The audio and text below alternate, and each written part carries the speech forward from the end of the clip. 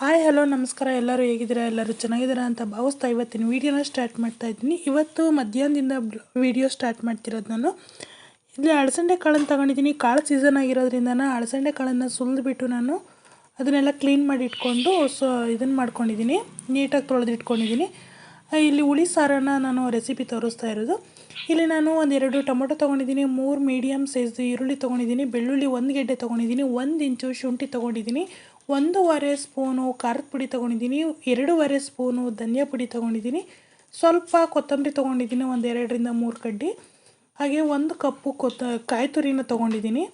ಖಾರದ ಪುಡಿನ 1.5 ಸ್ಪೂನ್ ತೊಗೊಂಡು ಧನಿಯಾ ಪುಡಿನ 2.5 ಸ್ಪೂನ್ ತೊಗೊಂಡಿದ್ದೀನಿ ನಾನು.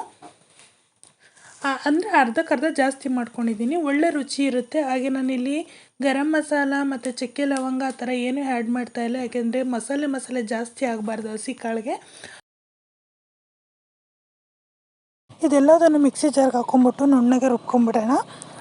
ಎಲ್ಲದನ್ನು ಮಿಕ್ಸ್ ಮಾಡಿ ನಾನು ಇವಾಗ ಅಂದರೆ ಮಿಕ್ಸಿ ಜಾರ್ಗೆ ಹಾಕ್ಕೊಂಡಿದ್ದೀನಿ. ಇದನ್ನು ತೀರಾ ಪೇಸ್ಟ್ ಥರ ಅಂದರೆ ತುಂಬ ನುಣ್ಣಗೆ ರುಬ್ಕೊಂಡ್ರೆ ಒಳ್ಳೆ ಟೇಸ್ಟ್ ಬರುತ್ತೆ ಸಾಂಬಾರು ಕೂಡ. ನಾನು ಇಲ್ಲಿ ರುಬ್ಬಿನೂ ತೊಗೊಂಡು ಬಂದಿದ್ದೀನಿ ನೋಡಿ. ಸಾಂಬಾರಿಗೆ ಮಸಾಲೆ ಎಲ್ಲ ರೆಡಿ ಮಾಡ್ಕೊಂಡು ಇಟ್ಕೊಂಡ್ಬಿಟ್ರೆ ಆಮೇಲೆ ಒಗ್ಗರಣೆ ಮಾಡ್ಕೊಬೋದು, ಬೇಗನೆ ಆಗಿಬಿಡುತ್ತೆ, ಒಳ್ಳೆ ರುಚಿಯಾಗಿರುತ್ತೆ. ಹಸಿ ಕಾಳು ಸೀಸನ್ ಆಗಿರೋದ್ರಿಂದ ಇವಾಗ ಹಸಿ ಕಾಳನ್ನು ಹಾಕಿ ಮಾಡೋದ್ರಿಂದ ಒಳ್ಳೆ ರುಚಿ ಸಿಗುತ್ತೆ. ಇಲ್ಲಿ ನಾನು ಒಂದು ಪಾತ್ರೆಗೆ ಎಣ್ಣೆ ಹಾಕ್ಬಿಟ್ಟು ಕುಕ್ಕರ್ನ ಇಟ್ಕೊಂಡಿದ್ದೀನಿ. ಕುಕ್ಕರಲ್ಲಿ ಕೂಗಿಸ್ಕೊತಿದ್ದೀನಿ ನಾನು, ಓಪನ್ ಪಾತ್ರೆಯಲ್ಲಿ ಏನು ಮಾಡ್ತಾಯಿಲ್ಲ. ಇದಕ್ಕೆ ಸ್ವಲ್ಪ 1-2 ಸ್ಪೂನ್ 3 ಸ್ಪೂನ್ ಅಷ್ಟು ಎಣ್ಣೆ ಹಾಕ್ಬಿಟ್ಟು ಅದಕ್ಕೆ ಸಾಸಿವೆ, ಕರ್ಬೇವಿನ ಸೊಪ್ಪು ಮತ್ತು ಒಣಮೆಣ್ಸಿನ್ಕಾಯಿ ಹಾಕಿ ಫ್ರೈ ಮಾಡಿಕೊಂಡ್ರೆ ಒಳ್ಳೆ ರುಚಿ ಸಿಗುತ್ತೆ. ಅಂದರೆ ಅದೆಲ್ಲ ಇದು ಒಣಮೆಣ್ಸಿನ್ಕಾಯ್ದು ಫ್ಲೇವರ್ ಬಿಟ್ಕೊಳ್ಳುತ್ತಲ್ಲ ಎಣ್ಣೆಯಲ್ಲಿ, ಒಳ್ಳೆ ಚೆನ್ನಾಗಾಗುತ್ತೆ. ನಾನಿಲ್ಲಿ ಕರ್ಬೇವಿನ ಸೊಪ್ಪಿರಲಿಲ್ಲ, ಅದಕ್ಕೋಸ್ಕರ ನಾನು ಒಣಮೆಣ್ಸಿನ್ಕಾಯಿನ ಸೇರಿಸ್ಕೊಂಡಿದ್ದೀನಿ. ಅದಕ್ಕೆ ಎಣ್ಣೆಗೆ ಇವಾಗ ಕಾಳನ್ನು ಹಾಕ್ಬಿಟ್ಟು ತೊಳೆದಿಟ್ಕೊಂಡಿದ್ದೆ ನಾನು. ಆ ಕಾಳನ್ನ ಹಾಕ್ಬಿಟ್ಟು ಸ್ವಲ್ಪ ಮಿಕ್ಸ್ ಮಾಡಿಬಿಟ್ಟು ಆಮೇಲೆ ರುಬ್ಬಿರೋ ಅಂಥ ಮಸಾಲೆನ ಹಾಕ್ಕೋಬೇಕು.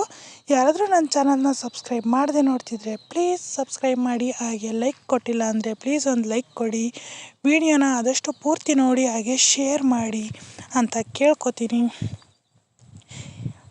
ಈಗ ರುಬ್ಬಿರೋ ಅಂಥ ಮಸಾಲೆನ ಹಾಕ್ಕೊಂಬಿಟ್ಟು ಮಿಕ್ಸ್ ಮಾಡ್ಕೊಳ್ಳೋಣ.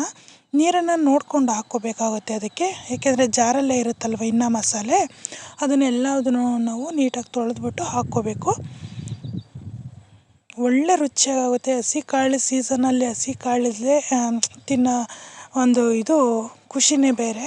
ಏಕೆ ಬೇರೆ ಸೀಸನಲ್ಲೆಲ್ಲ ಸಿಗೋದಿಲ್ವಲ್ಲ, ಅದಕ್ಕೋಸ್ಕರ ನಾವು ಹಸಿ ಕಾಳು ಸೀಸನಲ್ಲಿ ಆದಷ್ಟು ಕಾಳನ್ನ ಜಾಸ್ತಿ ತಿಂತಾಯಿರ್ತೀವಿ. ಎಲ್ಲರೂ ತಿಂತಿರ್ತಾರೆ ಹಸಿ ಕಾಳು ಸೀಸನ್ನಲ್ಲಿ. ಒಣಗಿರೋ ಕಾಳನ್ನು ತಿನ್ನೋದಕ್ಕಿಂತ ಹಸಿ ಕಾಳಲ್ಲಿ ಒಳ್ಳೆ ಚೆನ್ನಾಗಿರುತ್ತೆ ನೋಡೋದಕ್ಕೆ. ಅದಕ್ಕೆ ರುಚಿಗೆ ತಕ್ಕಷ್ಟು ಉಪ್ಪನ್ನು ಕೂಡ ಹಾಕ್ಕೋಬೇಕು. ಉಪ್ಪನ್ನು ಹಾಕ್ಬಿಟ್ಟು ಒಂದು ಕುಕ್ಕರನ್ನು ಮುಚ್ಚಳನ ಮುಚ್ಚಿಬಿಟ್ಟು ನೀರನ್ನು ನೋಡ್ಕೊಂಡು ಸೇರಿಸ್ಕೋಬೇಕು, ತೀರಾ ತೆಳ್ಳಗೆ ಮಾಡ್ಕೋಬಾರ್ದು. ನೀರನ್ನು ಸೇರಿಸಿದ ಮೇಲೆ ಉಪ್ಪು ಹಾಕ್ಕೊಂಡು ಆಮೇಲೆ ಕುಕ್ಕರ್ ಮುಚ್ಚಳ ಮುಚ್ಚಿ 1-2 ವಿಷಲ್ ಕೂಗಿಸ್ಕೊಂಡ್ರೆ ಹಸಿ ಕಾಳು ಆಗಿರೋದ್ರಿಂದ ಬೇಗನೆ ಬೆಂದು ಬಿಡುತ್ತೆ. ನೋಡಿ ಎಷ್ಟು ಸಾಫ್ಟಾಗಿ ತುಂಬ ಚೆನ್ನಾಗಿ ಬೆಂದಿತ್ತು. ಸಾರನ್ನು ಕೂಡ ಅಷ್ಟೇ ಟೇಸ್ಟಿಯಾಗಿ ಬಂದಿತ್ತು. ನಾನಿಲ್ಲಿ ತುಂಬ ಗಟ್ಟಿ ಮಾಡೋಕ್ಕೋಗಿಲ್ಲ, ಸಾಂಬಾರು ಯಾವಾಗಲೂ ಗಟ್ಟಿನೇ ಇತ್ತು ಅಂದರೆ ಒಂಥರ ಗ್ಯಾಸ್ಟ್ರಿಕ್ ಥರ ಆಗೋಗಿಬಿಡುತ್ತೆ ಅಂಥೇಳಿ ಮೀಡಿಯಮಲ್ಲಿ ನಾನು ಮಾಡ್ಕೊಂಡಿದ್ದೀನಿ.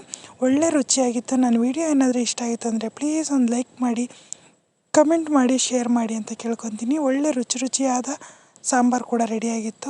ಬಾಯ್.